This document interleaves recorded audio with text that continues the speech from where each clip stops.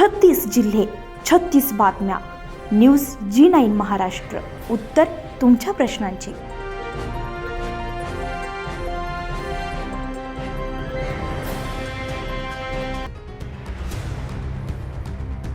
पंचायत समिती सिल्लोड येथे आमदार अब्दुल सत्तार यांच्या अध्यक्षतेखाली आयोजित लोकसंपर्क उपक्रमास नागरिकांचा उत्स्फूर्त प्रतिसाद मिळाला. विविध शासकीय योजनांशी संबंधित तक्रारी, प्रलंबित प्रश्न आणि मागण्या नागरिकांनी मांडल्यात. आमदार सत्तार यांनी संबंधित अधिकाऱ्यांना तातडीने कार्यवाहीचे निर्देश दिलेत. बैठकीमध्ये घरकुल, मनरेगा, वैयक्तिक सिंचन विहीर आणि गायगोठा योजनांमध्ये काही अधिकारी पैसे मागत असल्याची तक्रार लाभार्थ्यांनी केली आहे. यावर आमदार सत्तार यांनी भ्रष्टाचाराबाबत तीव्र नाराजी व्यक्त करत दोषींवर कठोर कारवाईचा इशारा दिला आहे. तसेच नागरिकांच्या प्रलंबित मागण्या येत्या सोमवारीपर्यंत मार्गी लावून त्याचा अहवाल सादर करण्याचे आदेश संबंधित अधिकाऱ्यांना दिलेत. दर सोमवारी सिल्लोड आणि दर शुक्रवारी सोयगाव येथे हा लोकसंपर्क उपक्रम नियमितपणे राबवण्यात येणार असल्याचं त्यांनी सांगितलं.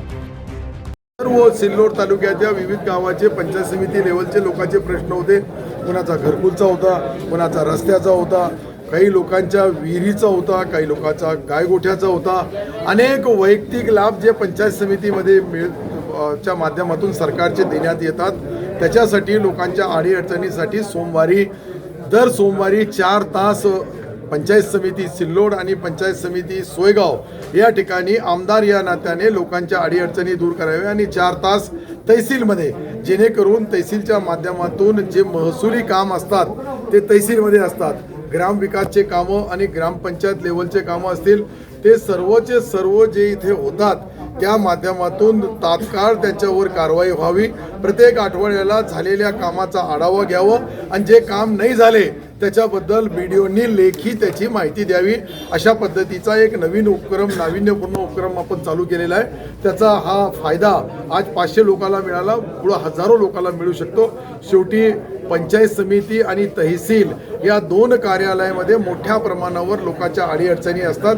त्या अडीअडचणी दूर करण्याचा सर्व HOD समोर असतात आणि गोरगरिबांची कामं, शेतकरी, शेतमजूर, दलित, पीडित माणसाला न्याय देण्यासाठी जे पंचायत समिती आणि तहसील आहे यामध्ये आमदार या नात्याने मी यांचे एक दिवसभरमध्ये जे त्यांचे प्रश्न आहे त्या प्रश्नाची तात्काळ मंजुरी देणं, काही अडथळे असेल शासन लेवलवर, कलेक्टर महोदयांच्या लेवलवर असेल तिथे त्यांच्या लेवलला करायचं, CO च्या लेवलचे असेल जिल्हा परिषद CO माध्यमातून करावं, महाराष्ट्र शासनाच्या लेवलचे असेल तर शासनाच्या वतीने केले जाईल, जेणेकरून गोरगरिबांना, सामान्य माणसाला कुठंही त्याची पिडवणूक होऊ नये.